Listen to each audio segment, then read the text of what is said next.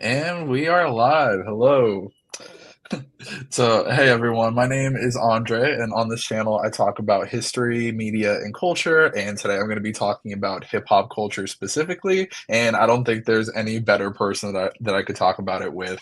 I'm here with Justin Hunt, the company man himself, one of my favorite voices in hip hop culture. So, hand it off to you, Justin.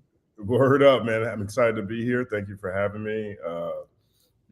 I've had it's been a very busy couple of months, we'll say that. And I think, hip hop as a culture itself and culture in general, American culture in general, has been at the forefront, largely through this Kendrick and Drake back and forth. And so, I'm happy to be here and talk about it. Yeah, no, that's actually awesome because one of the questions I was going to ask you was talking about how basically a lot of my work covers American culture as a whole. And I think like in the last few years, hip hop has just really come to the forefront like more than ever before. And when you have those moments where I guess it's so undeniable, like with the Kendrick and Drake beef that happened recently, where hip hop really like becomes a conversation that everyone's having and not just in our more like niche corners of the internet. Like it's always a fun thing to be able to do. So I think this is actually a really great time to have this conversation with you. Yeah, I think so too, man. So so I know you've had a pretty unconventional career path. Can you tell us a little bit about yourself and your background for anyone who might not be familiar with you? Sure. Yeah. You know, my career actually started in investment banking with Bank of America, Merrill Lynch, and I worked on the private side in investment banking. And while I was there, uh, Lupe Fiasco came out, and I was just floored by his, just the depth of his lyricism. And so it was really interesting time in hip hop because consolidation had really taken over in the space. There was record labels were getting acquired left and right, but also on the media side too. So no, regardless of which state you might be in or what region you're right might be in, all the stations started playing all the same songs. So all of this, the real true dope discovery for me started happening online and on different blogs. So that's where I found, MF Doom. That's where I found, Blue and Exile, whoever it is, right? And Lupe came out, and I was like, "Yo, this dude is saying crazy stuff, man. This dude is like, can't see me like Big on CMT." You know what I mean? And I was just inspired to tell my friends about it. So I started emailing my friends at work and started telling them, like, "Yo, this dude, Lupe Fiasco is great." And the email blast was called Lupe Fiasco's Daily Quotable. So every day I would just email my friends this new Lupe line. I'm like, "Yo, this Lupe line is great." And so obviously that wasn't my entry into hip hop culture or hip hop music or anything. It's the music of our generation. Even if you hate hip hop, West Philadelphia, born and raised, for example, right? And so through that, I had a friend who she said that I should start a blog, and I was like, blogs are played out. This is like 2006. I didn't know what I was talking about. I was just scared, basically. And she was like, no. So she took my emails and put them on a Blogspot account. And I was like, oh, this is dope. She's like, yeah, now everybody can see it and you can save them all. And I was like, oh, that's really cool. So, and I just got addicted to blogging. So after work, instead of going to happy hour or whatever, I would just go home and write about the doctor's advocate or, what was coming out then, graduation or whatever, I would just start blogging. And I really fell in love with it. So I started benchmarking the work that I was doing versus the work other people versus what I was reading. And I got to the point where I felt like I was competitive, right? Like not everything I was reading was better than whatever, everything I was writing was better than what I was reading, but not everything I was reading was, like lots of stuff I was writing wasn't always worse either. You know what I mean? I was like, yo, I think I could compete with these guys.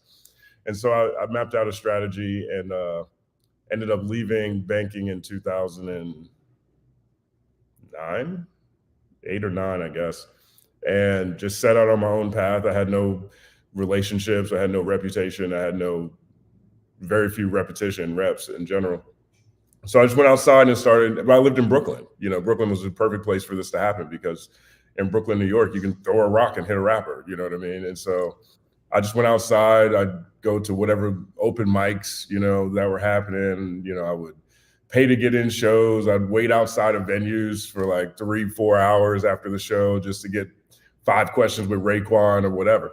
And I ended up meeting people that way, ended up becoming editor-in-chief of a publication called Brooklyn Bodega. They put on the largest hip hop festival in New York City, so that was a great place to be. They also had a radio station on a place called pncradio.fm, so I got to host their radio show. The show did well enough to where PNC gave me my own radio show, so now I'm, on air 5 days a week. And I met the first key relationship, I guess second key relationship, was Jake Payne, and he was the editor-in-chief of Hip Hop DX, and Hip Hop DX was my all-time favorite website. To this day, it still, holds a special place in my heart. And so he was actually speaking at a new artist showcase panel thing, like this upstart record label had to be 50 of the most mediocre artists, rap artists America had to offer. Yeah. We all got the chance to perform in front of different people for record labels and get feedback. So I went over there. I went from Brooklyn, New York to Newark, New Jersey in a blizzard across 2 rivers uphill in the snow. Paid $50 to cover this thing just so I could meet Jake Payne. And my plan was that he'd be so impressed with my knowledge of Hip Hop DX in the interview that he would offer me an opportunity to write for him. And it worked, right? So I was writing for Hip Hop DX as a freelancer. Then I got the opportunity to join the company as editor-in-chief, moved out to Los Angeles. While I was there, I built their video platform, their video content strategy, created a show called The Breakdown that was really popular. And then I left to start my own YouTube channel, which brought the opportunity to work for Empire Distribution, one of the largest independent record labels.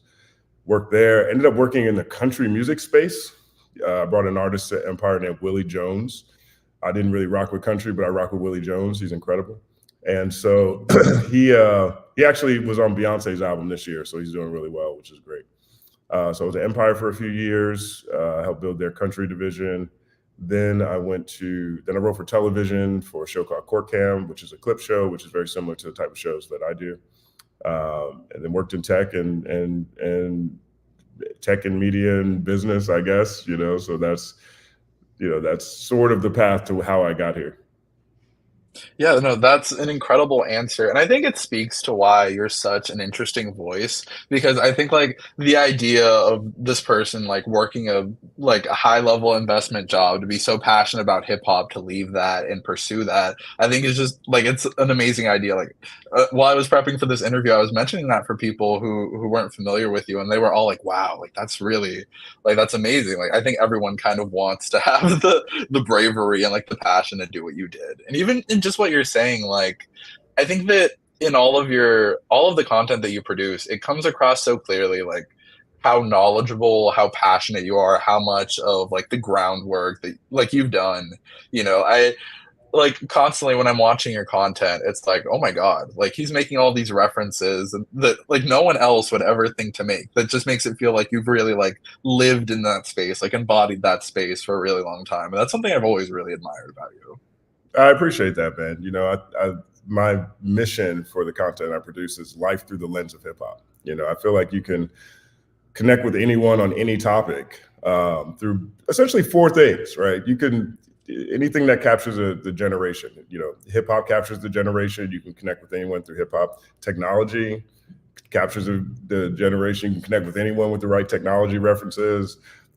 Video games, even if you hate video games, Mario, you connect with people through that, you know what I mean? So I try to, and that's always been the thing I've gravitated towards most when it comes to hip hop music in general, right? Because hip hop, one, I'm a wordophile, like I love words, and rap's got the most words, so it's real easy. The words are intimate in rap, 2, it's always very descriptive when it comes to where someone is from, at least to me at its best.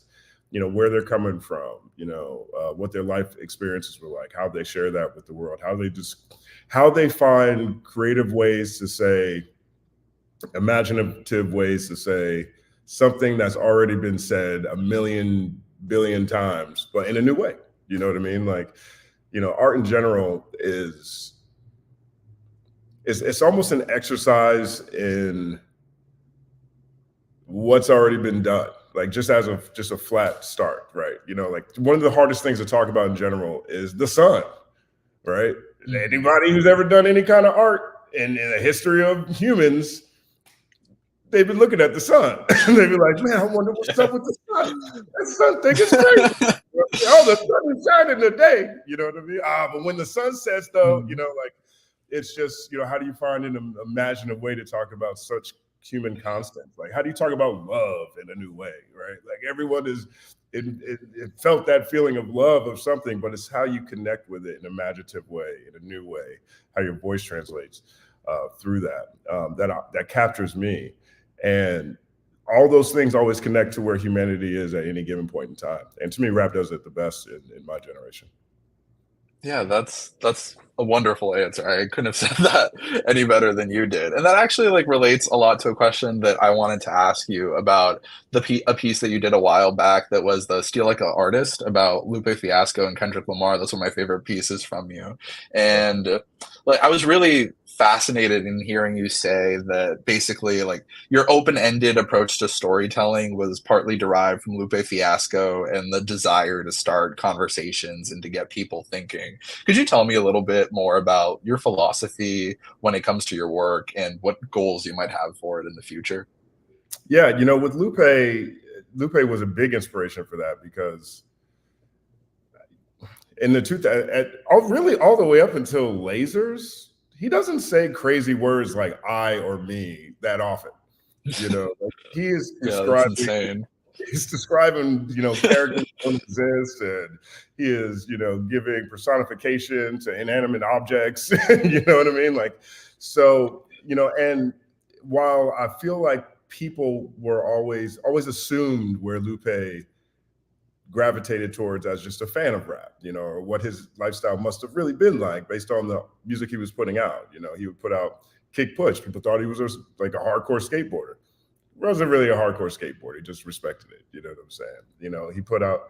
There was this moment where he flubbed a line while during a Tribe Called Quest tribute, and everyone got so upset because Lupe feels like he reminds me of Tribe. You know what I mean? And he was like, no, I like 8 Ball MJG. You know what I'm saying? Those are artists I like. So you really couldn't put him like whatever I took from his music was what I took from his music. Whatever I thought he was saying wasn't necessarily what he was saying. And that to me is as a Super Lupe fan, that to me is the stuff that's at the core of that fandom. The debate that happens after the song comes out. Oh, what does this really mean? Oh, but if you take it this way, though, like that to me was what was most compelling about it. And so when it came to that particular show, the breakdown, I feel like, maybe in life, maybe broader media in general, there's a rush to be first and loud, and I understand that and I respect that, right? In the sense that, you know, nobody wants to be in the middle, right? Like no one remembers who barely made the playoffs. No one remembers who barely missed the playoffs, right? Like who won or who sucked, right? You don't really know who's in the middle, right? And that's just not really my style in general. Just personally, I'm not typically a loud person like that. You know what I mean? Not that colorful. You know what I mean? But at the same time, that's what most of the commentary was doing.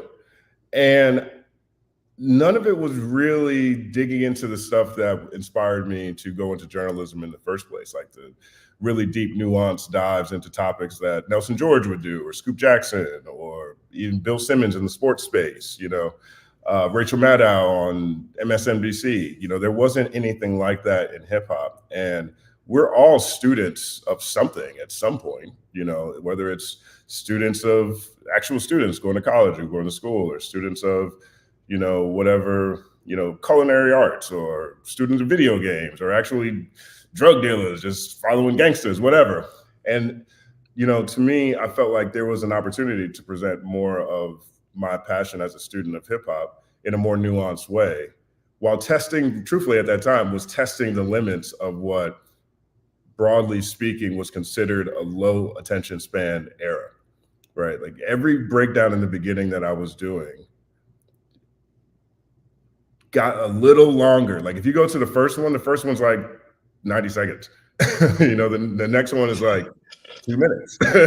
Right. So every one I'm like, how long, how far can I go?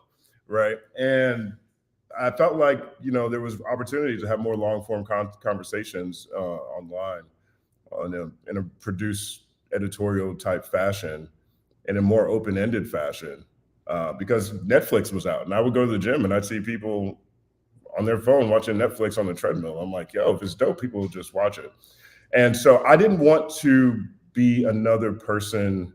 I always wanted people to find intrigue in things the way that I found intrigue in hip hop. And so ultimately, I wanted to convey that. That became more important to me, to give people an opportunity to continue the conversation from the video in the comment section, to where people can look at it from multiple angles in the way that really inspired me, or the way energized me is probably a better way. Energized me every time I heard a new Lupe Fiasco song. Mhm.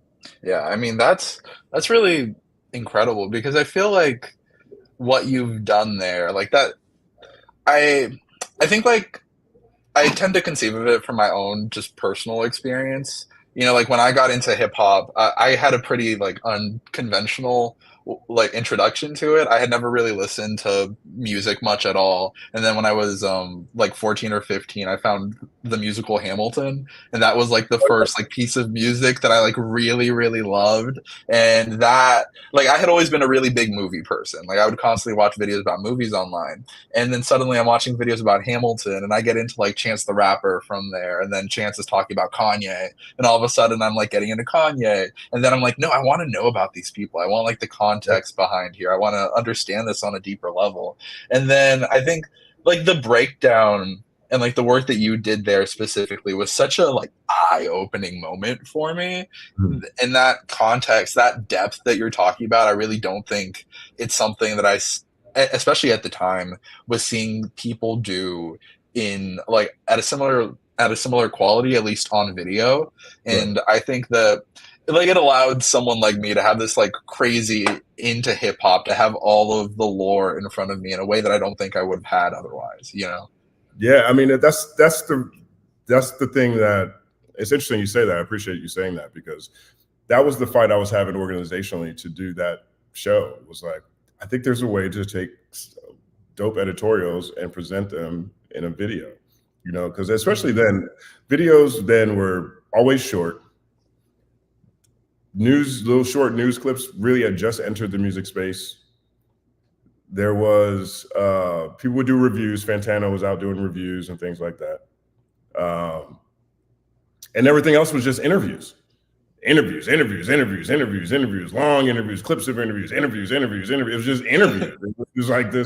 It was like this idea, not the idea, but that's where most of the energy in hip hop media on the video side was leaning, finding the most creative ways to have an interview. And I've always been a person that felt like if you need a guest for your show, you don't necessarily have a show, right? You have a platform where people can talk. That's not necessarily the same thing. And I felt like if we could,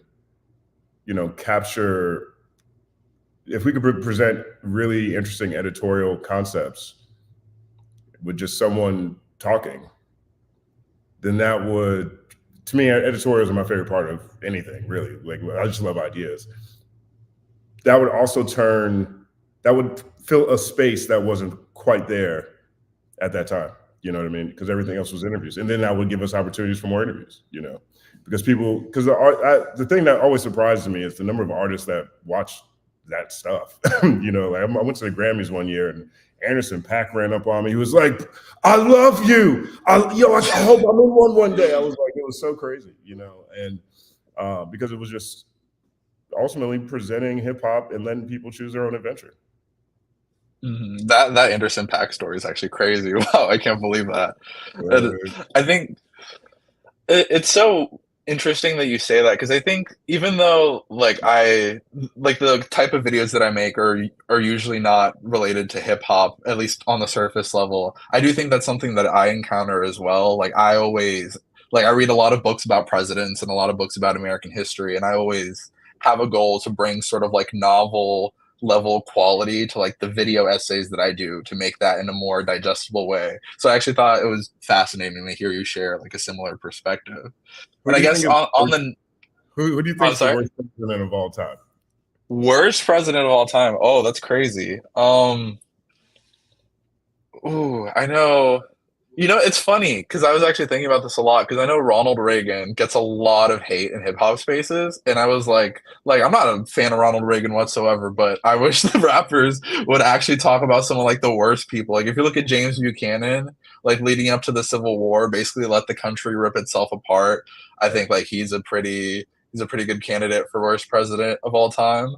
Like I've been meaning to. There's actually a really interesting guy that I've talked to on here before named Marshall Kozlov, who made a really good point that was like, you have to read books about the presidents that suck.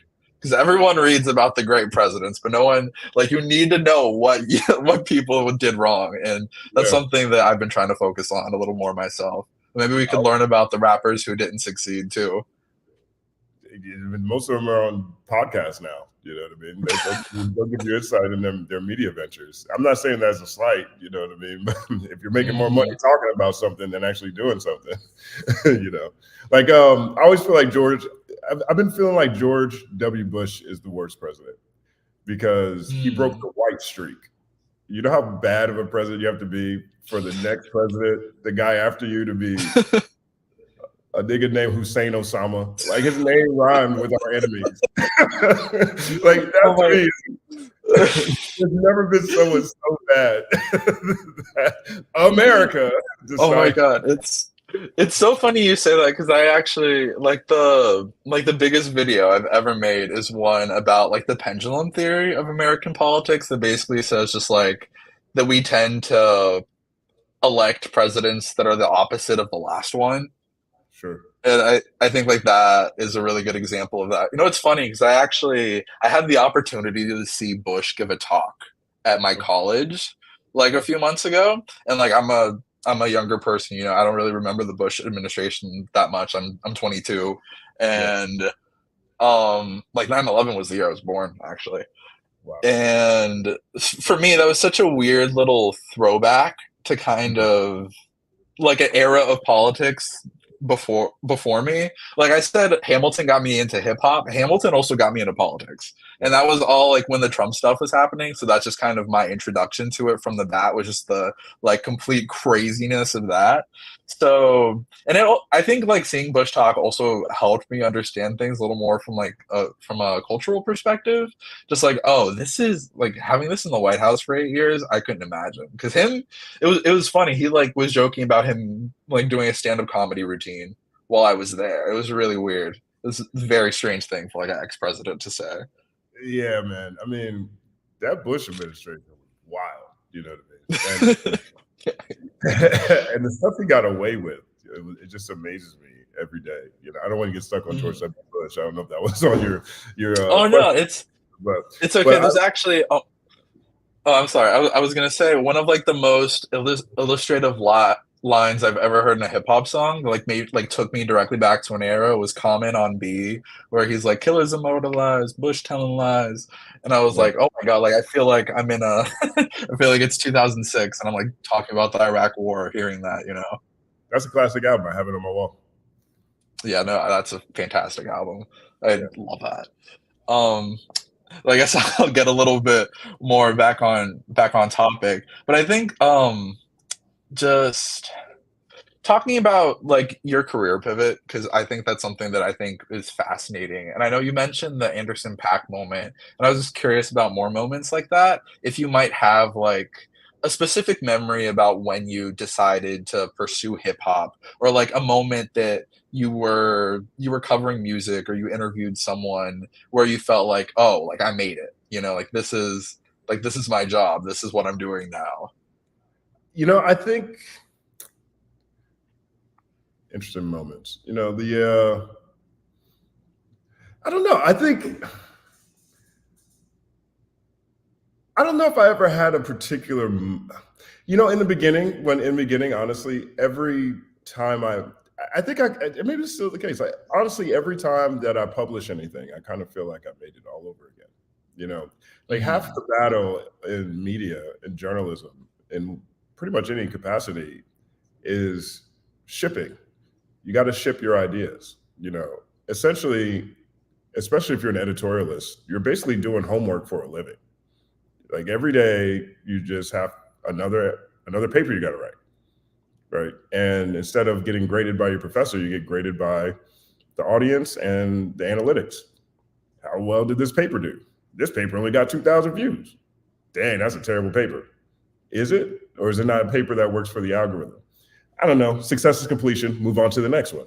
That is the whole thing, right? And so anytime that I ship, that is, it feels like, you know, I made it all over again, you know, because sometimes it's tough. Like, you know, writing for TV is a little different than writing for, you know, my own YouTube channel, writing for a publication, or I do a lot of consulting work, and I've worked on in different media companies. So I wasn't putting videos out as often as possible. And I would feel that pull, like, what am I doing? Like, who am I? I'm not publishing something every day. This is crazy. And that is the opposite feeling, right? For me, success is completion. So if you're not completing, that's not success. You know, and so I think I have that feeling all the time. But you know, I think also one day I looked up and I was like, all my favorite rappers text me. You know, Mm. that was always a cool thing. You know, like whether it's Scarface or whether it's, you know, Lupe or whether it's whoever, right? Like being able to have relationship with the people that have enriched my life so much. It feels like I've made it every time. So I probably describe it that way. Obviously, becoming editor in chief of my favorite publication ever was a big one. Um, Definitely. that was the first time I was really in the system, so to speak. You know, so I have a job in this industry. This is I'm doing the thing. Like this is really a bucket list. I checked that off. It's happened, right? That's a huge one, of course. But you know, I debated at Oxford. That was not something I ever thought Mm. about doing, but that felt the fact that my little ideas on rap music was like Oxford was like, yeah, why don't you come on over? You know, like that was Mhm. but ultimately I think it's every time I publish something, I feel like I made it again, you know, regardless of how many people interact with it or engage with it. That's the battle for me. You know, the battle every day is to ship, you know, to put another Mhm. idea out there. Yeah, that actually made me think of, I don't remember who said it, but there was a quote that was like, "I don't like writing, I like having written." You know, like, I like having. Exactly. Oh my God. That's so brilliantly said. I mean, there's been so many times where I've just been up almost 24 hours and like puking and tears running down my face, just struggling to get through like some idea, like just some editorials I wrote at DX that, you know, mean the world to me now. And having seen Mm. that, like even the fact that most of the work that I've done still holds up. Like from a conceptual standpoint, from an idea standpoint, from an angle standpoint, there's a few things in there that, you know, I don't really look at as there's like maybe a handful of things where I feel like I just missed the mark. But generally speaking, most of the stuff that I've done, you know, has held up over time, right? And I remember the process of putting them joints together, man. Like, you know, just not sleep, like just your body is just upchucking all kinds of stuff. And I'm looking in the Mm. mirror. I remember this one night I was on my balcony, had an editorial on, I think it was the Yeezus album review. I think it's the Yeezus album review. And our audience at that time hated that album. It's that album's got a lot better over time. They hated that album. And I had like the day, you know, I had the review, so it had to go up the next day.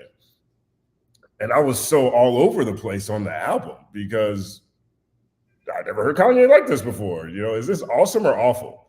I knew it was awesome. I knew it was either awesome or awful, right? I asked the staff what they thought, and their thoughts were like, yeah, it's like a three. They were like, it's a 3.5. I'm like, it's not a 3.5. It can't be a 3.5, right? If they had said it was a 2, I would have given it a 1. But they gave it a 3.5, so I gave it a 4.5. I was like, we have to have an opinion here, right? This is not like any other Kanye we've ever heard. We either have to love this or we have to hate this. We can't be in the middle on Kanye West. You can't be in the middle Kanye West. Okay, you either gotta love him or you hate him. You know what I'm saying? He won't allow you to Oh ignore him, but you have to have an God. opinion, right? Oh. And writing that editorial, once I decided I was going to go against the staff rating, because I there's no way we're going. If it was any other Kanye, yeah, 3.5, fine. You know, I don't want to say that. If it was a Kanye album that was close to any other album he'd released at any point in time, then 3.5 is fine. This is a drastic detour from any expectation. He's screaming about slaves over some, you know, some crazy rock shit. You know what I mean? It was just like when I was writing that, I was like trying to find the thread in there, and remember just going to the bathroom and throwing up and looking at myself in the mirror, and I got tears running down Oh my my face. God. Eyes are red, and I'm like, this must be the greatest thing I've ever wrote. I know. I guess as soon as I get through this, this is going to be the best thing I've ever written in my life. You know what I mean? So I definitely feel that. You know, have the feeling of loving having written. that is a God. great quote. I can relate to that. God, that's so crazy. I didn't expect you to say something so relatable. Honestly, like something that I feel so deeply. There's a lot of times I'll be like editing like almost every time I'm editing a video when I'm nearing the end of it, it's like, oh my God, this isn't coming together. Like I don't know how I'm gonna finish this. Like this even worth finishing? And then like you put it out and it's like that sense of relief, like that, like you said, like that's the moment you felt like you made it. It's like Right. when you hit that publish button. Every time, I put up a news short, a news story last night on this camera on CNN stuff, kind of looking at his Mhm. crazy media appearances recently. And there was a moment when I'm like, this is the story that happened last night. Am I too late to put this up? The algorithm's not going to like it. Like, what is this worth doing? And I was like, no, got to ship. I'm inspired. I'm in a zone right now that I haven't been in a long time. And so I was shipped, moved on, don't even care. Let's move on to the next thing. I like the quality of it. The conversation flowed. As long as it's written well, as long as it's presented well, I'm usually cool. I don't worry about analytics or anything like that anymore. No, I mean, that's a fantastic perspective to have, honestly. And I wanted to touch back on Yeezus a little bit because it's funny. I think you were the first person I ever heard like mention that album, and I was like, "What?" I remember being like really, really intrigued. And there's a friend of mine who actually Michael, who helped me come up with a couple questions for you, and he was like, "Oh yeah, he was the first person that I ever heard like Yeezus." Yeah. you know so it's so crazy to like think about like being there in that moment, and like voicing your opinion on it, on something that's evolved so much. Like I do have to give you credit for being ahead of the curve on that one, I especially. mean, that sound is the sound now. That sound is Playboy Cardi. You don't get Playboy Cardi without you. You know what I mean? Yeah, I And mean, Kanye tends to be like that. The reason I like that album so much is in the last line of my review, which is Yeezus, like Ye, is uncomfortable, is ornery, uncomfortable, uncompromising, and courageous. All the things that make hip hop great. mhm. It literally embodies the stuff that I like about rap. Yeah, I'm Yeah. doing this. I don't care what no one else is say. This is where I'm at. Yeah, I mean, Kanye is just like the ultimate confidence, And I think like some of my favorite videos of yours are the ones like covering Kanye West. And I was particularly struck by your description of Kanye as a man constantly screaming about pain. Like, I thought that was one of the most poignant observations on Kanye that I've ever heard. Yeah. And like Kanye was my favorite artist of all time, which it's been like a difficult last few years with that.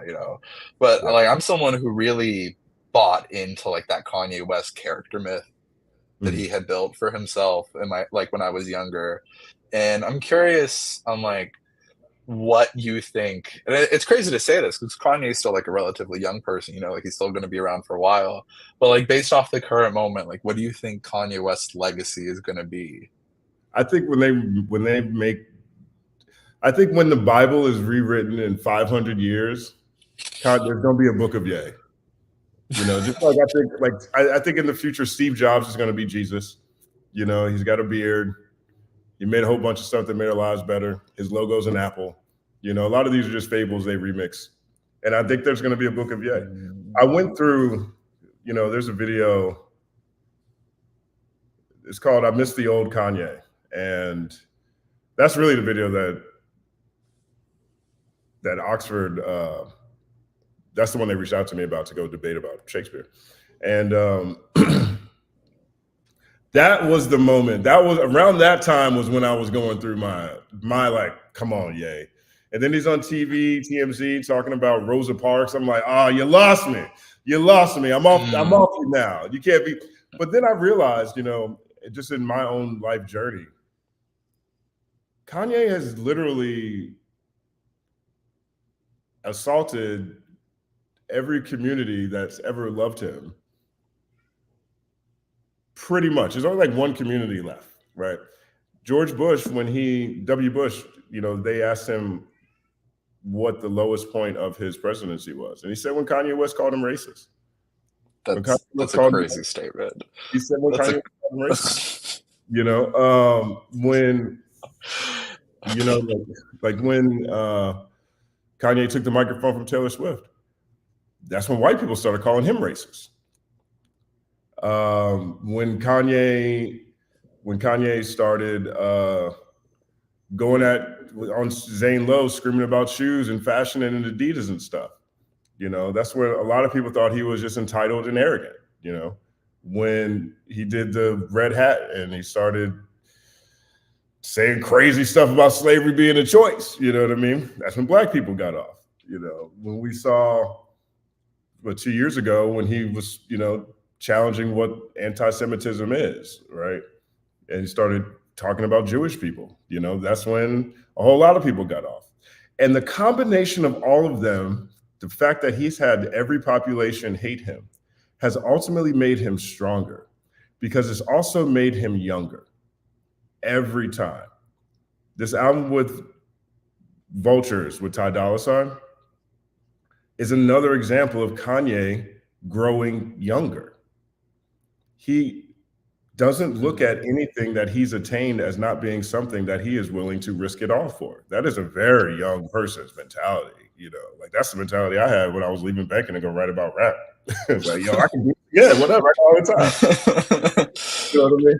But when you get older, and you see this, you're a historian, you know, voting bases get more conservative as they get older. They don't want to take a chance on somebody else who wants to radically make changes in the society. They got 401ks, they need their pension to go up. You know, they can't be voting to support new people who need new stuff. They already made it through life. They're conservative now. Kanye never does that. And the fact that he's created so many different touch points in broader culture where people turn against a population of people, because it's always a population, generally speaking. It's not like it's a population of people.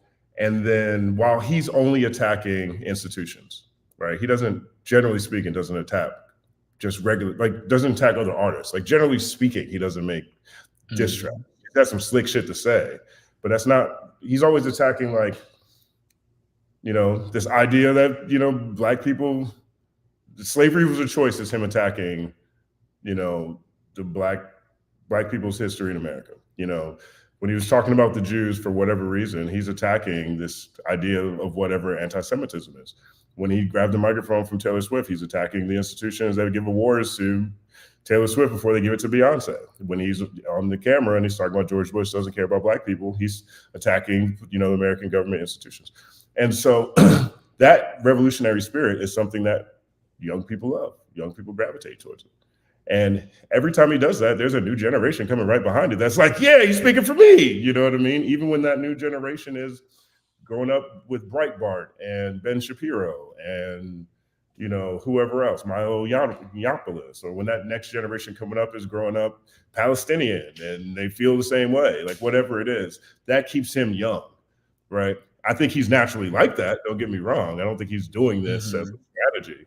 But that spirit is something that usually weakens or lessens when people get older. You get more conservative. You start looking at the world around you and saying, that's not worth trying to change. I really just want to go on vacation and watch TV. Maybe I'll have a sandwich or maybe I'll have a steak. I don't know, right? He doesn't have that. And one of my favorite quotes from him is, I can't remember what article it was. It had to be in the, It had to be in the 2000s. I can't remember if it was around Runaway or if it was around My Beautiful Dark Twisted Fantasy. But what he was saying was, at that point, you would realize, at that point, he'd already said George Bush doesn't care about black people. And then he'd already took the microphone from Taylor Swift. Yes. And so his whole point then was like, and Dark Fantasy had just dropped and it was like the biggest album in the world. And so he was like, yeah, so what I do is I work as hard as possible. I put my heart into everything that I do. I do the best that I possibly can. And then I stunt. Then I stunt on everybody. And then I have to destroy myself again in order to find the motivation to continue to push past what I perceive to be my own limitations. I mean, to me, there isn't a religious book in the world that doesn't tell you to have that much faith in something. And I think that to me is the testament of Kanye West. I think that's a legacy he leaves more than anything else, is he's going to have every generation that's been alive when he's around understanding the power of belief and faith in yourself. And that's powerful to me. God, I think that that might be one of like the most nuanced perspectives I've ever heard on Kanye West. I think I don't know, you touch so like so eloquently, I think, on just like the I guess essential spirit of like Kanye and like what Kanye has always tried to do, you know? And like I think like it's so interesting because I think like me for example, I got into Kanye young enough that I think I didn't know any better than to sort of like try to support not even separate the person from the artist because I think with rap music and with Kanye West in particular that's like basically impossible to do. Like how do you separate Kanye from Kanye music? But I think like part of myself really molded like my self-image based off of like the positive qualities I saw in Kanye. Like this guy who can he can do anything. He has this like self-belief, this every you know, this all-encompassing view. And it's funny because like it was not that long after I became interested in Kanye that like the slavery is a choice stuff happened. And I look back on myself like feeling the need to try to like be like, oh, that's not what he meant. You know, like just being Oh, that's like what he 15 and not meant. He meant that. like being, you know, being like 14, 15, like not Yeah. having or I guess I was a little older by the time that that stuff happened, but like finding like having to find a reason to defend him because it was part of this like self-image that I had, you know, like if this like this person that I look up to. And I think that like man, I was really broken by the Nazi shit. I was Yeah. really broken by it. Like that. Like you could ask. Like I tell my girlfriend. Like for a while, I couldn't listen to Kanye music, and that genuinely like made me depressed. Like that Yeah. I did not have that music in my life that I was listening to, and it's so funny because it's like I don't usually get too personal in my videos, but like one of the most personal thing I ever did was my piece on Kanye that I sent you a while back, Yeah. and that one it was so I don't know, it was like this cathartic moment for me. And I think like the way like the approach that you have, that sort of like thought process, I think that would have been definitely helpful to like a younger version of myself who was trying to navigate those questions about him, you know. I don't know if I could have Like helped you at that point in time because that's when I was questioning all of this too. You know what I mean? I mean, even in my work at that point in time, I was probably most critical of Kanye West. You know, one of the things I accepted, even though I didn't appreciate it because I'm from the South, was when he started embracing the Confederate flag as part of the Yeezus merch. You know, so you could see the progression, right? Like Yeezus had yeah. the flag. Then after that, he's like Nazi. And then all of a sudden, it's Confederate flag, Oh, red hat, Nazi, right? Okay, you can see it. yeah. But and I was, God. I don't know how much I would have been able to really break that down from a nuanced perspective because now he's actually challenging something that I firmly believe the opposite of. Right? He's challenging my own beliefs in whatever it is, and you know, and it was probably like 2 years. I was just like, probably that same time, I was just like you. I was like, no, I'm not gonna wear my Yeezus. One of my favorite, my Kanye merch is my favorite merch. I'm not wearing it. You know, I'm not wearing my Yeezys. You know, I'm not listening to Ye like that. He pissed me off. But as I stepped back from it, you know, And I'm particularly, one of the things I really love about Kanye is that he is a foundational Black American. Like, he is from the culture and the people that we are. And he's arguably, in my opinion, it's him and Muhammad Ali that have taken it the farther, taken us the farther. Him, Muhammad Ali, Malcolm X, Martin Luther King, right? Now, however you want to look at it, but he attacks institutions the way they did, right? And I understand, that's how, that brought me back around to him once I really identified how just because someone has an opposing view than I do on a topic, does that necessarily mean that there isn't room for that idea in my life? Am I afraid of that idea is going to have an impact on me or change where I'm at?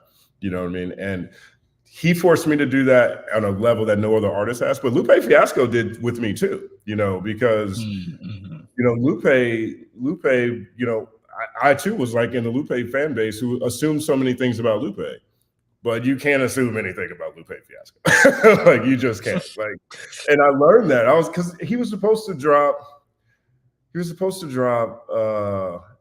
Enemy of the State and Friend of the People back to back. And then he was going to go hiking. He's not hiking. He was going to climb Mount Kilimanjaro. Hiking makes it sound a lot less than what you know, he pushed the limits of his body and his mind. Right? But there was a real ornery period when he wasn't signed, when he was still signed to Atlantic. And, you know, he was complaining about 360 deals, and he went on Bill O'Reilly. He's talking about Obama's a terrorist and all this stuff. And, you know, I was like, man, this dude Lupe don't even seem like a nice guy. I hadn't even met him yet, I don't think, at that point. But I was like, yo, this seems like a nice. He's not even dropping music. And, you know, like there was a viral clip a couple of weeks ago where DJ Academics was talking to DJ Head about Kendrick and Drake, and he's like, if Kendrick's this nice, how come he doesn't drop all the time? Well, he should be dropping all the time. That was me 15 years ago about Lupe. I was so tired of hearing about Lil Wayne being the Lil Wayne this, Lil Wayne that. I love Wayne. But if I was a super Lil Wayne fan, I was eating, you know what I mean? I wanted to eat like Lil Wayne fans, right? And then every time someone questioned Lupe on anything, he would give this response that always felt a little ornery to me, or felt like, you know, it just felt like, it felt different than what in my mind I had created in terms of what this guy's probably like. You know, his music had made me think all this stuff, and then I realized that, oh, he's not like that. Oh, well, I guess none of us are probably really what we're like when we present ourselves. I mean, I do a lot more crazy stuff when I'm not at work than when I am at work. You know, like, you know, maybe that's just part of what it is. And so, you know, I've had a few people like that over. Michael Jordan. I love Michael Jordan. And then I realized he's a terrible person off the court. I'm like, I'm glad the internet wasn't around. So, you know, the Kanye he tested that feeling, that experience in a way that no other artist had. And once I got past myself, then I felt like I was in a place that was more unbiased when observing, critiquing, covering who I believe to be the most important artists of any genre, any medium in our generation, you know, and arguably ever, you know what I mean? He is way up there, you know, whoever you want to, like, I had to, at Oxford, I debated, you know, who's more relevant, Kanye or Shakespeare. They needed people to debate Shakespeare.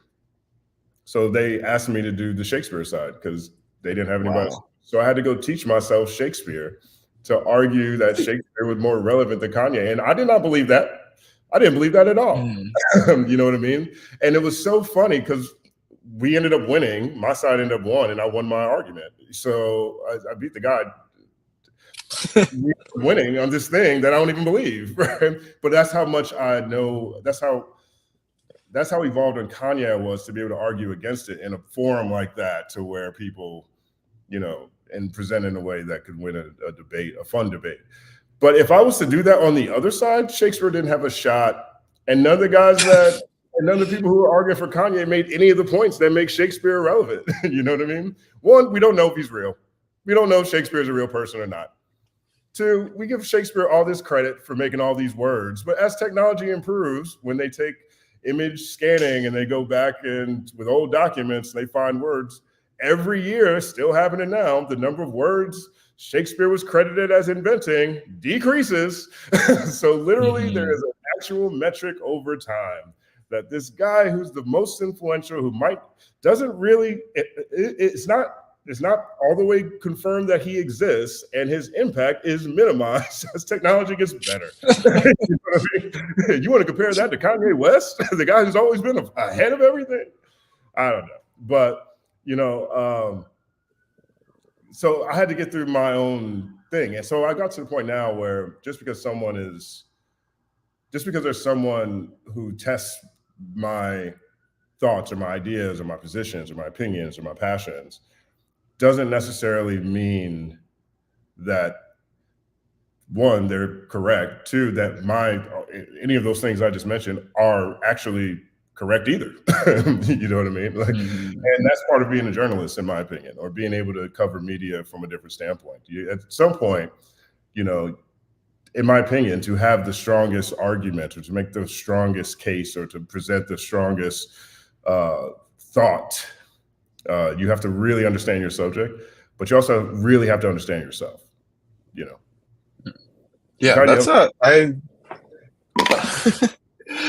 I mean, I really appreciate like the way that you mentioned journalism there, because I think that in particular does have to like draw out this more like this part of you that is separated from yourself, this part of you that does just have to look at things the way that they are. And I think that's incredibly relevant.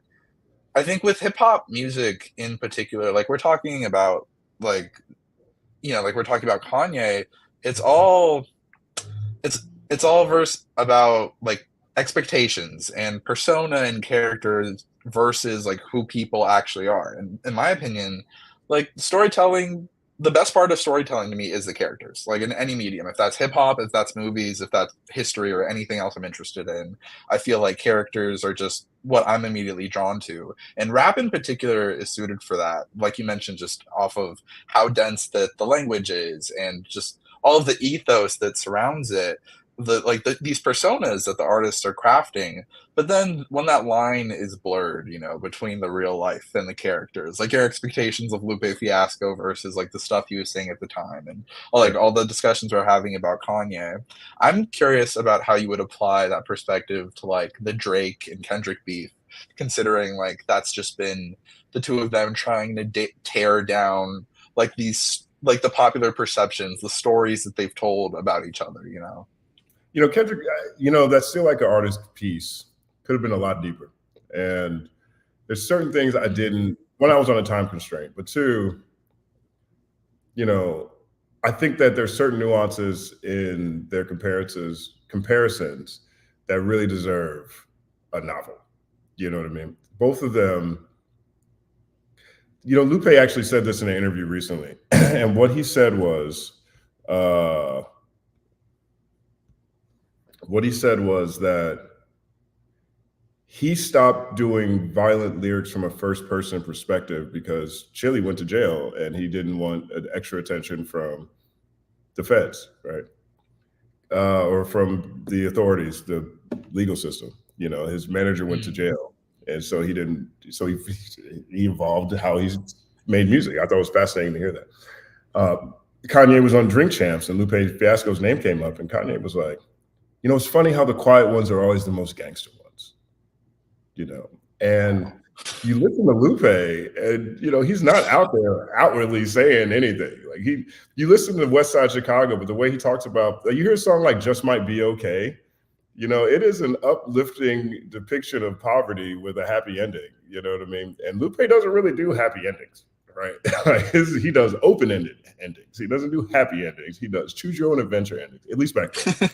Right. And so, you have this idea that he's just this, hippie, hipster, backpack, skateboarding kid. He is not. Okay. He is from the West Side of Chicago. You hear a lot about the South Side of Chicago. The West Side of Chicago is a real thing.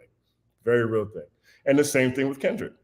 you can, if you really want to look at Kendrick, you know, all the stuff that Drake was saying and on Tailor Made Freestyle, which I love. I'm one of the only people I love Tailor Made I Freestyle. know, I I know. love it. I don't care. I love it. But like him over there saying that Kendrick never shot nobody, never stabbed nobody. It's the homies that empower you, trying to diminish his environment growing up. A lot of that comes from the fact that Kendrick doesn't portray certain things. It's the way he portrays his environment in his music. It's the art Yeah, and amazingness of their storytelling that allows yeah. us It's to. Good Kid, Mad City. Yeah, it's almost too much. They're almost too good because, like, Mm. in certain situations, people start doubting them. Like, people start. These aren't the hardest cats in the world who are literally monsters and all like lyrical art monsters who have this passion to just destroy, like at their core. You know what I mean? Like they want to be the best. You know what I mean? And but they present it in this way where it's like, oh, look at this nice, oh, look at these nice little guys, man. You know, with the Mm-hmm. songs, you know, where they uplift the community, and you know, they both have that in spades, right? So I'm listening to Drake poke at Kendrick, talking about, you know, like Drake's angles were so terrible to me. Like he's calling, the short stuff is actually kind of funny. He did it in a Mhm. funny way to Yeah. me. He is questioning his reputation in Compton. He is Oh talking my about god. this man's family, his wife.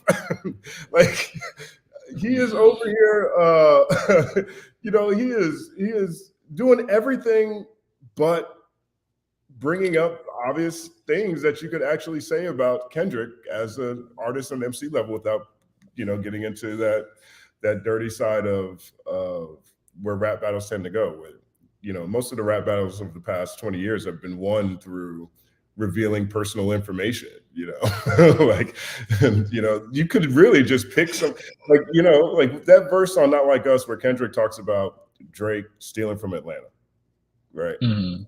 Nothing personal in there. That has Yeah. no hidden baby. That doesn't have no pedophile stuff in that verse. That verse, I mean, that verse existing to me makes me feel like, let's say Drake had never brought up anything personal about Kendrick, he would have based this whole battle around that, right? He would have taken the culture Mhm. angle. Now he's a biter angle. But you can make a case in the public. You can make that same case in the public about Kendrick. I call it steal like an artist, right? I mean, Kendrick is Kung Fu Kenny. Lupe is he's an actual black belt, and Wu Tang has Yeah. been around. You know what I mean? Like Mhm. you can do these things. I'm not saying these guys are biting. It's part of art. Drake didn't have any angles like that. He had jokes. He sounded like he wasn't taking them serious, and he sounded like he was treating him as a little guy, like someone who hasn't achieved the things that he's achieved in music. You know what I mean? He was testing his pen. He was questioning his authenticity. He was calling him short, saying that he was beating his wife, saying his best friend is the father of his baby, Oh my and god. didn't get over there to the places where you can really have a conversation in the public opinion about who's winning. You know, it's about taking away Mm. someone here. And so when I look at that battle, all I see is an arrogant, super talented MC with no strategy going up against one of the most maniacal, detailed, and transcendent storytellers with the God. best God. No, team, the Kendrick best. was vicious. Vicious. And Oh my god. that battle could have gone a lot of different ways. And so, you know, Mm. like Drake seemed distracted. I know it was a lot going on. You know, there's a lot of people who are going at Drake, but he had no way to.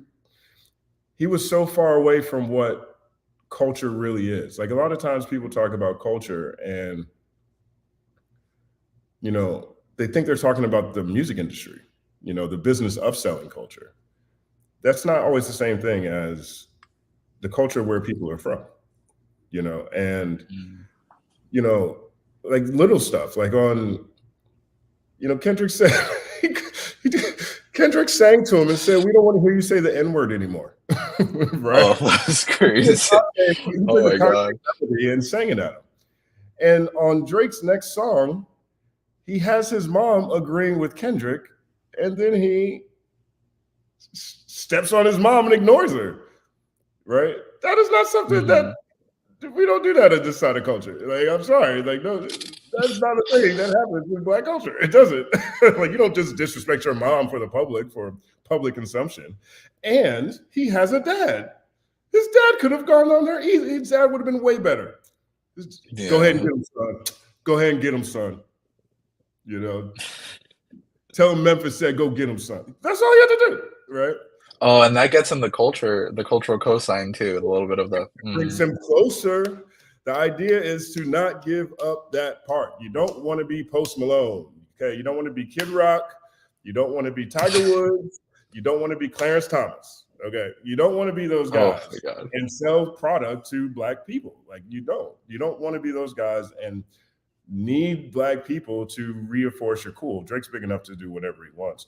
But that's what I see when I look at that battle. I look at someone who has a background that has been so nuanced that people doubt what his environment really was like, who put Mhm. together a conceptual Shakespearean shakedown on someone in a way that he was unprepared for, down to the culture stuff. You know what I mean? It's like now the whole world is chanting, they not like us. It fits every demographic. You know, the whole Mhm. world is singing BBL Drizzy.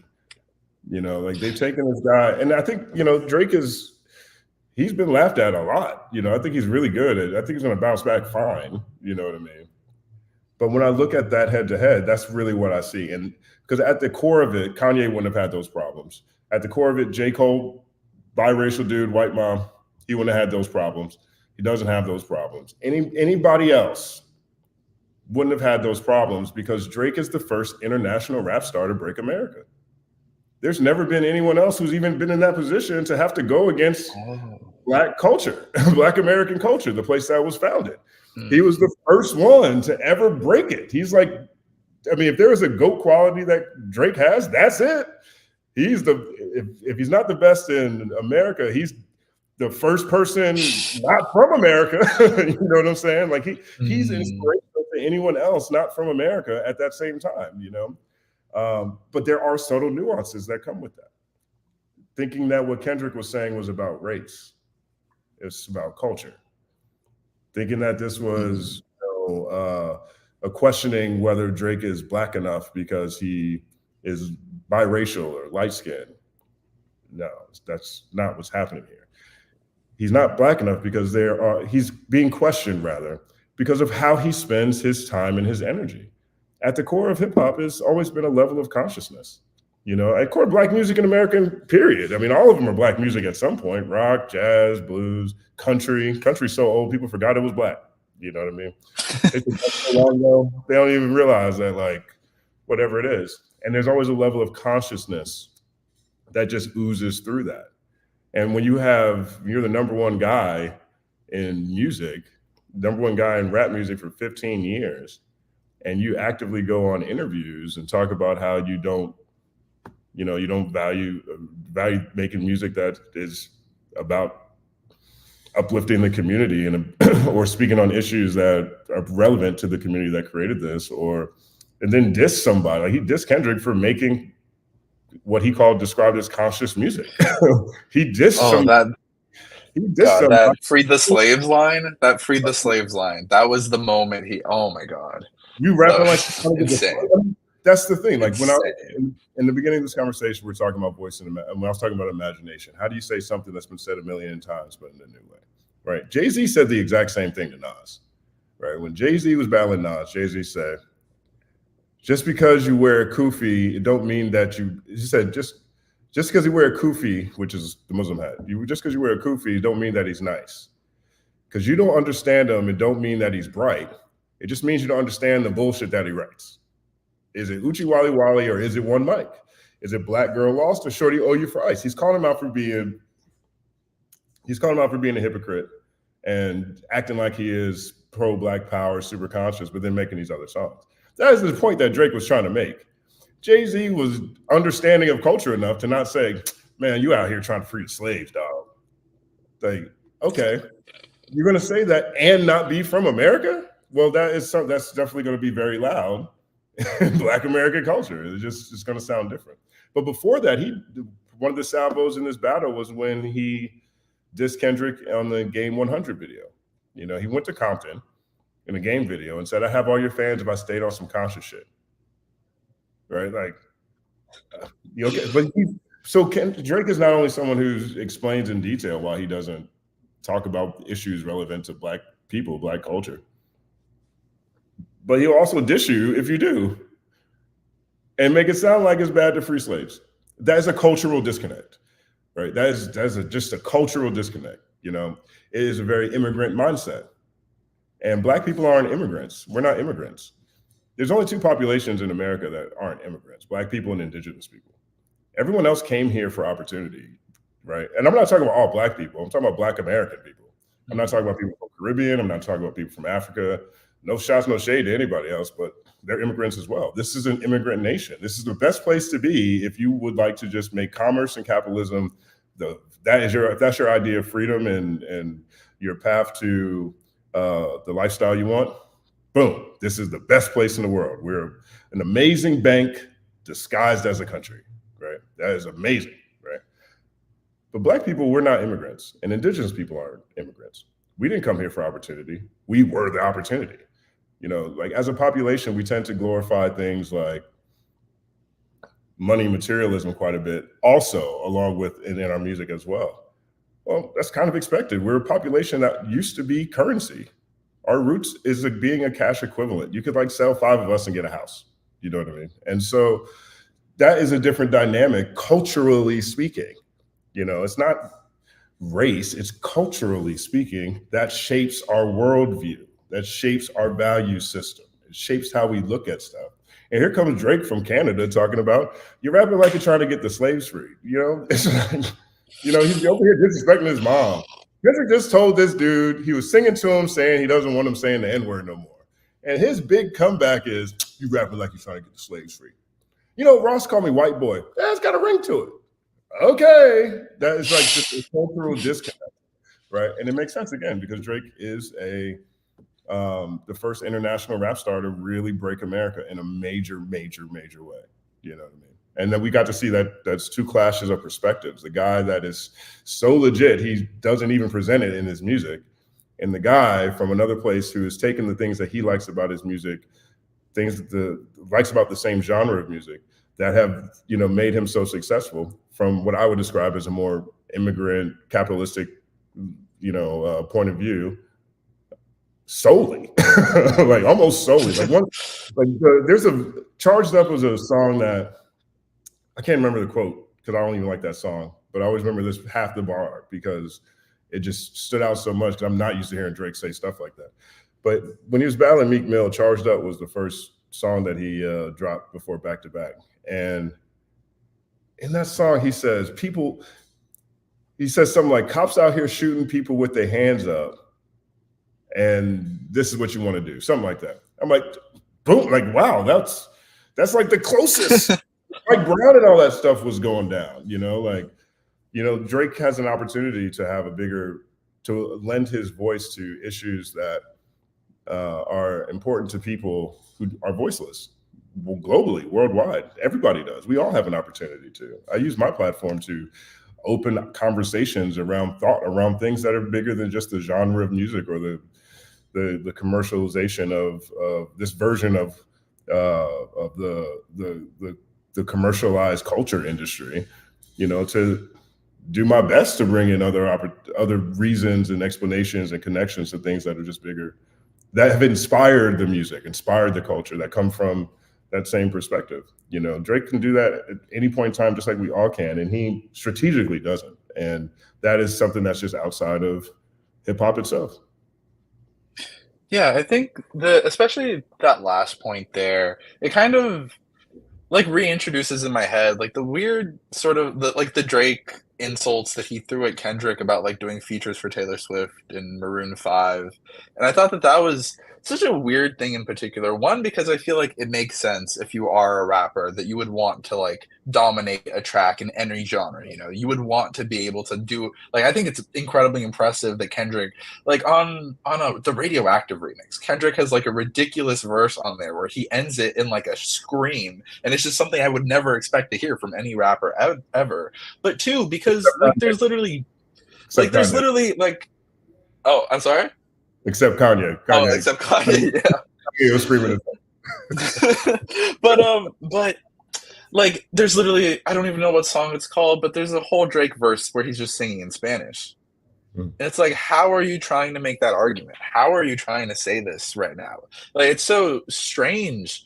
Especially when like I think the best Drake lines that he had in there were the like Kendrick just opened his mouth, someone go give him a Grammy right now. I Like love that's so that one. like I it's love so funny. You that know? Like that's so funny. Or even when he opened that last track, the Heart Part 6, where he was like the Pulitzer Prize winner is finally spiraling, and I was one. like, okay, like that's that like you got me in, like I'm interested. And then the rest of the track is kind of a disaster. But like anything like that where he was just like, yeah, you have all these accolades. Like, yeah, people just love to give that to you. And kind of like throwing that a bit in his face, like, oh, people just love Kendrick, you know? Like I've always found that that was a bit more compelling, and I'm surprised he didn't use that angle more. And I'm really interested in the way that you broke that down of like Drake as an immigrant because I think that's a way that I don't usually tend to conceive of him, and whether that be just because the natures of like the United States and Canada. But when I think of I don't know. I'm in a weird spot because I'm Brazilian, and we're like a weird immigrant group because I feel like we're kind of like underrepresented, especially in terms of like American cultural exports. Like the first Brazilian American member of Congress was George Santos, and like you saw how that went. Oh wow! I didn't realize he was Yeah, Brazilian. like yeah, Oh god. that's so crazy. But there's not like any major Brazilian artists or anything. So I think like I kind of in terms of immigrant groups, I hadn't thought so much of a Canadian artist. Like The Weeknd is like the biggest male artist in the world. Like he's the only one behind Taylor Swift right now, and he's Canadian as well. So I think I'd be interested in that sort of. Well, I guess that's different because R&B is It's a R&B. different platform. We've had Celine Dion. You know, we've had Shania Twain. We have some really big artists from Canada, just not rappers. Yeah. But I had never thought of it in that way. Just well, I had thought of it in like in a culture perspective, but not just in terms of breaking into like being the first immigrant rapper to break through on that sort of mainstream like number one level. Yeah, I mean, I wouldn't be surprised. I mean, my favorite British rapper is 21 Savage. You know. Oh No, come on! I love Little Sims. I love Little Sims. no, yeah, I you're right. You're right. You're right. yeah No Sims. I give yeah. it I to no got Sims. it. I got her record. You can't see it on the wall, but I have her record right over there. That's awesome. Yeah, yeah. Lil Sims is great, but you know, Lil Sims sadly hasn't broken America. You know, like she's Hmm. definitely broken into the zeitgeist and the consciousness. She's a charting artist. She's wildly successful, incredibly creative, almost undefeated in terms of the albums and projects she's put out, in my opinion. Super nice person, all this stuff. But that's how difficult it is to like. This is a very difficult space, and Drake needed a lot of help to do it. You know, if he came out on his own, I don't think he does this. But he's got Wayne. Yeah. You know, I mean, Cash Money Records they've sold over 1 billion records, like records, not streams, like records. Like you look at Cash Money. I mean, Lil Wayne is a millennial. Okay, he was a teenage rapper. You know, when Wayne came out, he was Yeah, like it's crazy how young Wayne is. Like he's not even 40 yet, is he? he's probably 42. He's just got towards 40. Okay. Yeah, we're around the Mm, same age. Me, Wayne, and Lupe are around the same age, but like they're he's a teenage rapper, you know, like that's how long Cash Money been chart topping. They've been chart topping since the Clinton administration. You know what I mean?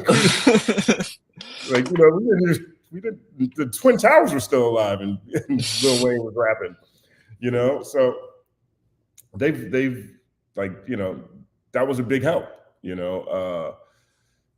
I'm not saying that Drake isn't talented. I think he's amazingly talented. I actually think he's too talented take such narrow approaches to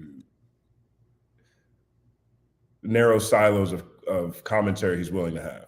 I think I Mm. think if Drake lends his voice to anything of significance, it's going to mean it could change people's lives. I'm not talking about God's plan, giving out money in Miami. Like that is. Yeah, I mean, He doesn't have to. Don't get me wrong. Like people, whenever I have this conversation, I didn't mean to cut you off. By the way, whenever I have this oh, conversation, it's okay. people were like, there was Little Wayne, because Little Wayne's on these interviews saying, "My life matters, especially to my bitches." Right? Okay, well, that's fine. But Wayne also made Georgia Bush. Wayne also made Hollywood Divorce. Like, go Mhm. listen to some of those Wayne. Go listen to the Wayne albums. He will tell you about like you know, on Tuesday and Thursday. Like it'll go tell you Mhm. about like some real Yeah. perspective stuff. Like he doesn't. God, Yeah, Hollywood Divorce with the oh my I love that verse where he mentions the hurricane came and took my Louisiana home and all right, that return was a darn country song. right. Oh, that's fantastic. I had never like it's so simple the way that he put it there, but I feel like that really encapsulated that in an amazing way. Yeah. Like and with Wayne's so funny. Like it was so funny seeing him get the pardon. Like Mhm. that was a really weird moment. And I like put that in one of my videos and someone was like, Little Wayne got pardoned by Donald Trump? It was like, what? And Yeah, Kodak Black too, which is crazy. Like I mean, look, crazy. Trump is doing something to try to get he understands the culture enough to Mhm. like try to do Oh, something. Even though his stuff is generally, I mean, that's not even just with across all communities. Trump is just really transactional, like, mhm. but 100%. you know, Yeah, I mean, he had Lil Pump on stage with him. Like he had like all the weirdest cosigns. Kodak Black was so weird yeah, in particular. Like I'm from South Florida, so I was like hyper aware of that from like way before I cared to be. Like with Kodak Black in specific. So to see him go from like this kind of like local rapper that people joked about to being like this huge thing and then like getting pardoned by Trump after all of the like insane legal drama that he Kodak. went through, like that was He's so brilliant to me. I mean, Kodak Black. He reminds me of like this generation's old dirty bastard, right? ODB mm. from the Wu-Tang Clan. He passed away, but that that like almost like homeless brilliance approach to life, is it's a very special thing. It's like a drunken master, like like in karate, the drunken master, the guy that seems like he's just, but they, Mhm. like just very, just his connection to like sound, art, and conversation. He's listening to him on Mr. Morale, right? It was almost like Kendrick's Flavor Flav, right, on that album, Mhm. right? Flavor Yeah. Flav was like the Public Enemy always seemed to represent every aspect of every type of black person in the 80s, right? You had your militant ones, you had your cool uncle the one, you had your crackhead, like Flavor Flav, ODB, Kodak Black, you know what I mean? And that's what Kodak Black felt like on Mr. Morale and the Big Steppers to me, because everything he was offering on that album was poignant and powerful, and it fit within the narrative of trauma in our community specifically that Kendrick was, I think captured brilliantly and beautifully, even if I only listened to like 2/3 of, you know. Mhm. I don't think that of those songs I don't listen to are bad. I just think that they're so good. I only need to hear them once. You know what I mean. I don't need to feel like that. I Yeah. don't need to hear Auntie Diaries. Oh my that God, that takes me back to the night that the both the diss tracks dropped. Because I Yeah, remember like listening to Family Matters and like after the end of the song, I remember just being on my bed like oh man, like I don't know if I want any more of this. Just like for a moment, I was just there, like, man, this is rough. Like this is getting kind of ugly, and that's before Meet the Grams drops. And I yeah. swear to you, like I'm listening to Meet the Grams, and I'm like literally laying back on there, and I just feel bad. I just feel so horrible. I'm like, oh my god. Like what happened? Like this was so fun, like just now, and it just turned into like this really, really ugly thing. And it got Yeah. to the point where I kept watching reaction videos and I kept watching coverage from like everybody, and I kept hearing that song. I kept hearing that song like over and over again, and I just kept watching the videos, but it got to the point where I was just like, Jesus, like this hurts. Like why am I, you Right. know, like it I mean, was just. but then you get the palate cleanser, not like us. A hit Yeah. song with a history lesson. You Mhm. know. No, that was insane. Like it is crazy knowing how big of a moment that is going to be. Like you rarely get the things like that. Like I Mhm. think it was in your conversation with Professor Sky Mhm. where you mentioned that was like the biggest rap beef of the century, and that really I, put it into perspective to me. You know, yeah, yeah, I think like. so. And it's been building for so long, and you can argue. I mean, maybe Drake's not at peak powers, but he's definitely at peak influence. You know, he has a direct deal with Universal now. You know, so almost nobody gets a direct deal. You know, Yeah, that's crazy. you can argue he's at peak influence, and Kendrick. You know, people weren't feeling Mr. Morale until this battle. Now they're like, I get it now. You know, but what were you saying about being Brazilian though, and that being making? Oh, Oh, I mean, well, with that, because I was thinking of like Drake being a cultural export from Canada and Drake being an immigrant that did manage to actually dominate rap and get to that number one spot. Mm, And I was just mentioning how, like, in my own like bubble, from my own perspective, I guess, as an immigrant myself, like that's not really something that I ever saw in Drake. mm, And I don't even think necessarily because he's outside of the Latin community, despite how he sings sometimes. um, but it's just like because I don't think he's ever really fully embraced like an immigrant narrative in a way that other artists would. You know, like I don't think that's ever been a core part of his identity. And it's so interesting because Drake, especially, you know, like he only raps from the first person. You know, like there's no like storytelling tracks in that. It's all supposed to be my perspective, all my life. But you don't get like it's his life, but it's weird because he used to be like the sensitive guy, used to be the emotional guy, but you don't even really get that anymore. Like it might have been you, or it might have been like someone else I was watching, but they were just talking about like what are you really getting from Drake right now, other than like braggadocio, than just like money and you yeah, know women. and sneak dissing. And like it's funny because you can do that really well. Like Yeah. there's rappers that do that really really well, but it's not necessarily like where Drake is, I guess. Like there's just not really that substance there. And like what we were talking about with speaking out on issues, like look at that. I'm forgetting the name of the song, and it's funny because I really enjoy the song, but that little baby track from 2020. Oh my God, who Like would have that thought one, Little Baby that's had the fantastic. protest? He had Little Baby had the protest song. He had That was amazing. Like there was like this 40-year-old like super Republican, super conservative dude that I knew who he was like I was talking to him and he was like, "Man, like I don't agree with the song's message, but I like that song." Yeah, right. And I was like, "He's getting down with Lil Baby. Like that's awesome. You know, like, that's wonderful."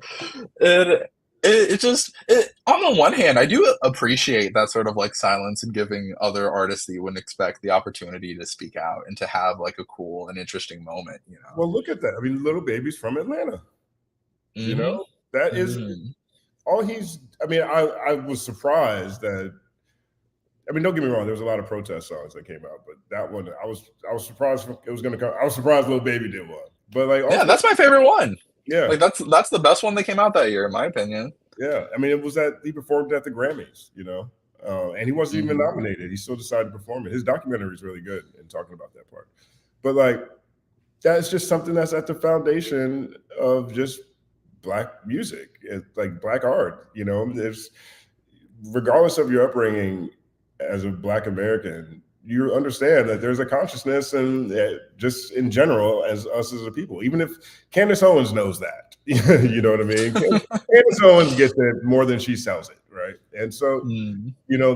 that's why she takes a very anti-immigrant perspective. You know, it's very easy for black people to become xenophobic when it comes to other people coming. Like Black people, really more than anything else, we're inherently conservative, right? We like Bibles, dollars, and Mm. guns. Give us our land, leave us alone, right? That's really what we want. Right? We're very easy, and the only reason we don't vote with the Conservative Party is because the Conservative Party is super Confederate. They're Confederate like hell. They want to like put everybody in jail and make money selling us and stuff. So now we're forced to be in the other party with everybody, and everybody outnumbered all the time, and none of the stuff we want ever really happens, right? Like it's really a tough position, Mm. just in general as a community. But these are things that we know inherently that's maybe not obvious to everybody else, right? And so people are always like, "Oh, Black people, of course you're liberal." No, you're just Confederate. we like Mm. 5,000 guns, dog. You know what I mean? And so, that type of, that perspective came through with Lil Baby at that time, like it did with just about everybody. Drake even put up a Instagram post, so that was cool. Mhm. Yeah, definitely. And I think, like, that's, an interesting an interesting idea that I wanted to touch on, that notion of, like, coming at it from the outside and being a little different than, like, what the archetype of, like, a rapper would be, and I think, like, talking about Drake and the way that he has, like, b been slightly on the outside of culture, and even in the way that things have, like, evolved in the streaming area, there's so many different subgenres and subcultures within hip hop, and I think one of the most fascinating people there is Tyler, the Creator. Mhm. Like, as we've seen, like, the rise of these subcultures and just like, one of my favorite GOAT pieces you ever did was the Tyler, the Creator one. Oh, He's one of my personal I he was one appreciate of my personal favorite artists, man. Yeah. And I would argue, like you say in that video, him and Kendrick are absolutely dominating hip hop. And despite Tyler being a massively popular artist, like I've seen Tyler in arenas twice, like just Yeah. myself. And like he doesn't appear on those GOAT conversations, and even on Call Me If You Get Lost, like he has that whole track where he's like, hey, like just because I'm not what you expect me to be, like that doesn't Right. mean I didn't have these experiences. I'm not like I didn't come up in that culture. And I was Right. curious on your perspective on that, like why he gets left out from like traditional hip hop conversations in a way. It's interesting when he showed up with Yonkers. They were making all kinds of Wu-Tang comparisons to that whole crew. Mhm. And I think that evolved as his music kind of got weirder. Meaning, you get to Wolf. What's it? How's it go? It goes. What's the first? What's his first album? So first it was Bastard and then Goblin. Oh, Bastard. Bastard was a mixtape, yeah. Right. The And then Bastard. Goblin, Then the first one, Goblin, and then Goblin Wolf. Cherry Bomb. Right. Okay. Goblin Wolf, Yeah. Cherry Bomb. Right. Because Yonkers was the joint. Right. Hmm. But Goblin Wolf, Cherry Bomb, I think he was finding his sound at a point where other people had, meaning his contemporaries, Drake, Kendrick, J. Cole, those guys, they were landing on their sound while he was finding his sound. Right. Hmm. And so I don't think those albums translated well outside of just people who were fans of, Tyler, right? I just, Yeah. I just don't think there were some joints, they had some songs, but there was also See, like, he was playing with all these but different. what's so interesting there is like Tyler gets shouted out on Control. Like I always thought that was crazy. That like Tyler was one of the people that Kendrick mentioned there, considering how like outside he was still at that point. I don't, well, see, when people, if you're in art, if you're in music, and if you're in culture, he's not outside. But he's outside Mm-hmm. from maybe mass appeal. Like my friends in South Carolina, I think now they like Tyler. Nobody wanted to hear about the screaming and stuff, and you can't really see the impact Tyler's having. I mean, the best place to see the impact Tyler's having is in LA. It's on the West Coast. Mm-hmm. Like you see it here. You don't Yeah. see it the same way in other places. Otherwise, you're seeing it online. I went to one of those golf drops back in like 2019. The line was wrapping around the block. That was crazy. It's nuts. Mm-hmm. It's disgusting. You know what I mean? But I think Flower Boy and Call Me When You Get Lost, and the one right before Flower Boy. What's the one right before Flower Boy? Before Flower Boy is Cherry Bomb, but Igor is after it. Igor's After Flight. No, isn't Igor Yeah, before Flower? Igor's after Flower Boy. Igor's 2019. Flower Boy, Igor. Okay, Flower Boy, Igor. Yeah, Flower Boy, Igor. Call Me When You Get Lost. Right? Hmm. Am I missing one? Yeah, that Nasty run. stuff. Yeah, that run is That was crazy. crazy. That's a crazy run. That's a I got all three crazy of those run. albums. I got all three of those albums on the wall too, right now. Yeah. So Wolf, yeah. So like that's right. So he started off, in my opinion, just making music that was pushing the boundaries forward. It was imaginative. It was crazy, but I don't think it translated well to people outside of LA and people who are outside of just being fans of the whole aesthetic and the whole movement. And you know, if you haven't been to their festival either, I mean, the fact that that festival is crazy. But once you get to Flower Boy, his music is way more palatable, right? You get there now, it's stuff that can really go to different places. And now you get Call Me When You Get Lost with DJ Drama. Now you're at a point where he's making a statement as an MC, which is what I loved on the, you know, this one of the reasons why I made that GOAT piece, right? Is because I actually think Tyler's in the big three now. J. Cole got to take a step aside, in my opinion. You know, to me is Kendrick, Drake, Tyler. You know what I mean? Because at least Tyler's interesting. I mean, I'm no shots at J. Cole. I'm from the Carolinas, and you know, all my friends back home and everybody I know from the Carolinas, like they're champions. I think that J. Cole takes like a traditional hip hop lane to its logical conclusion. You know, like I think he does like a '90s sort of like boom bap thing, almost like the best way that it could be done right now, in my opinion. Yeah, I mean, but you know, I feel like Outkast was in the '90s. You know what I mean? No, you're right. You're right. I think that the guys in the '90s who are doing that style, you know, if I got to pick between Biggie and J. Cole, I'm taking Biggie. I'm sorry, you know. I'll listen to those 3 discs over and over and over again before I get. I will say though, I do think J. Cole is like. Oh, sorry.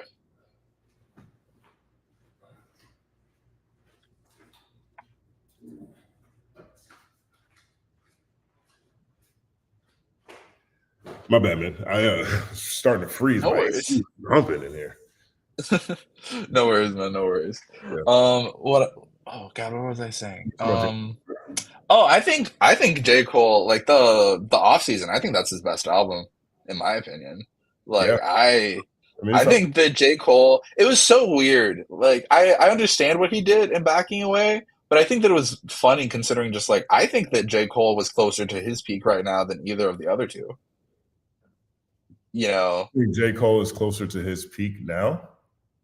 I would say, well, maybe I didn't care for the mixtape he dropped. I personally didn't care for it, but I thought the off season was fantastic. Like all his form on the like the features around that, like everything he's been doing, I thought was fantastic. I guess I expected Cole to be in better form, in like his peak form. Not that I think like peak Cole doesn't touch Kendrick still, but I do think like Cole was at the top of his game. Like I've always been kind of frustrated about like the Kendrick and Cole like collaboration album people, because I'm like those two like do not go together like that.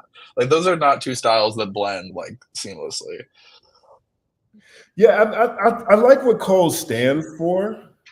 You know, I like how he carries himself. I like what he represents. I don't really like how he throws rocks, hides his hand, and acts like you know, I didn't get here off controversy. Every album that comes out, man, you're talking about somebody. Yeah. Like, sorry, you let Nas down. You had Chain and Day. It doesn't matter. I don't like that aspect of it, but I understand what it takes to sell it. And so I think he's a good representative of the things I like about the culture that are important to me as someone who critiques culture. I think he's a great representative on that level. And he's always a bars first guy, which I really respect. But as far as making albums, I don't think he's that good at making albums. You know, I like KOD a lot. I like the messaging on KOD. I think his timing was great. He was talking about mental health and therapy and shit. That's what I'm saying. Like Drake could have gone at Kendrick in a lot of different ways. Like he could have made Mr. Morale like just a more personal KOD, because J. Cole had already done that. He'd already been over there in the therapy section. His name was Therapist.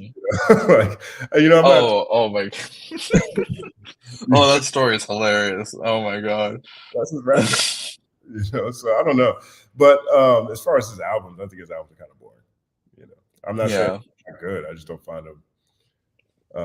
I'm really into imagination, and it's very rare that you run into artists that I'm just at the point now in my industry, my career, and as a person who's been a part of this generation, to where it's difficult for me to find things that really push my imagination, and Mhm. that's not the end all be all when it comes to what I think is great, but it's like if someone came up with like the most fire, like the illest, most incredible Honda Accord ever. You know what I mean? It's like, what if they just had this, like, the dopest Honda Accord? And that's what I think. Yeah. That Yeah, I think Def said that. that's a pretty apt comparison.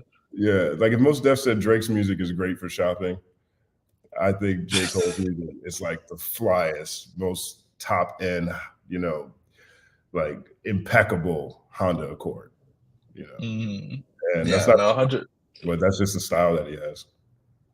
Yeah. I think, like, I guess to start, like, wrapping our conversation up, to tie it up a little bit, like, as someone who works in the music industry, as someone who's, like, clearly very knowledgeable, very passionate about this, like, I was wondering what your perspective was on just the general democratization of hip hop and also the spread of hip hop culture. Like, that Ronald Reagan Drip King piece that you did was, like, amazing, and, like, but I guess whether it be, like, in terms of the music itself, the culture on YouTube, or the way that hip hop is talked about, like, in the broader zeitgeist, the fact that someone can break through, without having to get signed and without having to get past the same gatekeepers, or like even just make an album review or utilize that language and get millions of views. Like, what do you think that means for the future of hip hop and the coverage of it as well?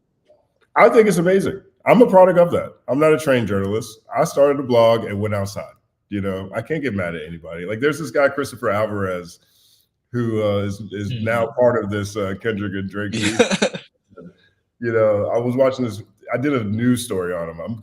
I'm on the fence about doing a follow up because I feel like I'll be beating up on the guy now, and I want to do that. But like, you know, he made up this story that he was hanging out with Drake listening to beats. Okay, now I haven't seen any evidence to say that didn't happen, but generally speaking, I don't think that happened at all. Right? There's enough weird things around that story for me as a journalist, with the experience I have, to look at that and be like, okay, right. And the reason I say that is because I know what that's like. I know exactly what that's like. I know what guerrilla journalism feels like. I know what it's like when you got to do your research, find out where someone's going to be. Hopefully, you can get like a moment or two with them. In this video profile piece they did with him on some sort of lifestyle blog or YouTube channel, he described himself as a celebrity stalker. Right now, he takes pictures, and I'm sure it inspires people because he's handicapped and inspires people in his audience. But I know what that's like. I know what it's like. Oh, shoot, they're going back there around then. Oh, okay, cool. Maybe if I'm there, I get a pic. I get like a couple of questions real quick. Like the one Drake interview I never put out, but that's how that happened in New York. I've had great things happen off of guerrilla journalism, and I've had bad things happen off of guerrilla journalism. Like I did guerrilla journalism with 50 Cent, and that did not go well. I know what that looks like, and that is part of the democratization of media and being able to share messages. I'm a huge supporter of that because I'm a product of that. If I had to write for a magazine to be here, I wouldn't be here. You know what I mean? You know what I'm saying? It's like, wait, I gotta go sit down at a desk and write. And for how much? But what? I don't know. I don't know if I would be here in that regard. I know that was always a dream, but I don't know if I would have had I don't know if I would have felt like I had the opportunity to do that, being that I didn't major in that, and I majored in finance, and I was already this other place. It's like, okay, do I got to go to a different school now to go get a job at this place? No, I love that. Huge fan of it. I'm a huge fan of the live stream stuff, the reaction video stuff. I'm a huge fan of, all these guys are doing, like, the breakdowns that I was doing. These guys are taking that so far. What the dirt dude is like amazing to me. Like this dude, like you can see the passion and care that he has in everything that he does. You know what I mean? Like this dude is sitting down, going through every bar, research. Like he's checking what's happening. I can see his process. He checks what Genius says, right, and then he looks at it again from his own angle, so he knows what's out there. Then he Googles around it, like goes around like not the Genius stuff, but he Googles around the bar. Then he Googles around else. Then he's checking Instagram, and then he's checking this other stuff, and it leads him over here to this movie. And then he's like, "Oh shoot, what's happening in that movie? Oh God!" Like the effort and dedication it takes to do that, and he's doing this across all kinds of beef because he just talks about beef, or he compares beef right now. Like I love that. You know what I mean? Like that is like a level of evolution in this space that has not. That's a relatively new thing. You know what I mean? And I think that is great because mass media is owned and co-opted. You know, we're watching. There's been so many layoffs and publications, large spaces, companies getting sold. You know, unions having to strike all across media. We're in another one of those consolidation periods from a media standpoint, and there's less opportunity for people to get out original ideas and get paid for them in a corporate media structure right now. So it takes the power of democratization to actually find the good stuff. You know what I mean? Like people who have the opportunity to talk about culture, history, and rap music on their YouTube channel. You know what I mean? Like, yeah, that's not a vertical that LA Times is probably going to let you have, but you're able to talk to different people in that way. You know, I love that. I think that's the best thing ever. And I think it's going to be great when more artists start exercising that at a different level too, because Lucian Grange has been talking about how there's too many songs on Spotify. He's talking about how too many artists are getting paid on Spotify. They're making a heavy AI, right? You know, my new intro to my song to my show is AI. Mark Basson is the producer who did the rhymes and he wrote it and he made it on AI. You know what I mean? He wrote the rhymes, but like the beat is AI. Like BBL Drizzy is AI. Like it's really fucking good. You know what I mean? So where does that put a lot of artists, like mid-level artists or independent artists or even big artists? You know, what's the music industry if you don't need musicians anymore in the same way? Right. So yeah, I mean BBL Drizzy is Metro Boomin crowdsourcing a response to Drake. Like quite literally. Right. Like democratizing his response in a diss track. Like it's amazing. It is amazing. You know, I mean, look at Vultures, right? Now Kanye is always ahead, right? And he is really independent. Really independent. You know what I mean? Because nobody's touching him. Nobody's gonna he offended everybody in the Western Hemisphere. Okay. Nobody's touching Kanye. I mean, even on a distribution, I've had different calls with people on distribution, and there's a couple of distribution companies. They tried to put the album out through it, and their other clients were like, "If you put out Kanye West, you're gonna lose our business." So he's really out here independent. Really, like like the rappers I was covering when I started my blog. He is really out here like that, and has a #1 record, #1 album, and a #1 song. That is an opportunity for people to use the resource they have to spread things outside of a very increasingly consolidating system. I think if we're not thinking about democratization across all spheres, it's dangerous. There's very real things that are happening. Look what's happening in Israel and Palestine, whatever side that you're on. You can watch TikTok videos or YouTube videos of people on the ground sharing their perspective on it. The news isn't covering it. The news isn't covering what's happening over there with the level of speed and emotion that the people that we see on the ground doing that are. To me, that is the best thing that's happening, and all of that's at risk. Every year the internet is a little bit harder to find stuff on. Every year there's more paywalls that go up in different places. Every year another company gets acquired. Every year, we're just in that pattern, in that rhythm, and in that space. And so it takes, to quote the wife of a 90s president, it takes a village. You know what I mean? If there is a downside to it, it's that I was actually talking to a friend about this today. If there is a downside to it, it's humans, human nature's addiction to train wrecks. And a Mm-hmm. lot of times people get discouraged when their content or isn't getting the numbers they expected, or when you know, their their blog or their Instagram account isn't getting the views, and they get discouraged and they put their head down and they're like, "Why is it even worth doing this?" Or life moments happen, and they look around and people who are doing things in ways that you know arguably take less effort, and they quit, and or they take time off. Um, that's the really only danger. If there is a hope that I have for the people who are doing anything that they're doing, and if they're doing it especially if they're doing it from a place with care and passion and love for whatever topics they're talking about, is understanding that the only people who don't make it where they need to go or where they want to go are the people who quit. And right now, we need as many people to be dedicated to spreading passionate messages than ever, because it is man versus machine right now. Word to tailor-made freestyle. Yeah, I mean, I think that's a perfect place to wrap up, man. I think despite what you say tonight, you did in fact, have all the answers to these questions. Word up, man. I appreciate So I thank you so much for coming. Like I said, I looked up to you for a long time. Really appreciate all the work that you've done. Like anyone who's watching this who like is not familiar with your work, who might not be in the hip hop space, like you are offering the most poignant, like the most well thought out content out there. So I could not recommend you enough. And thank you so much for joining us here tonight, man. No, I appreciate you, man. Anytime. And let's definitely stay in touch, man. Hit me up anytime for anything, dog. I'm down with it. Yes, sir. Thank you, man. All right.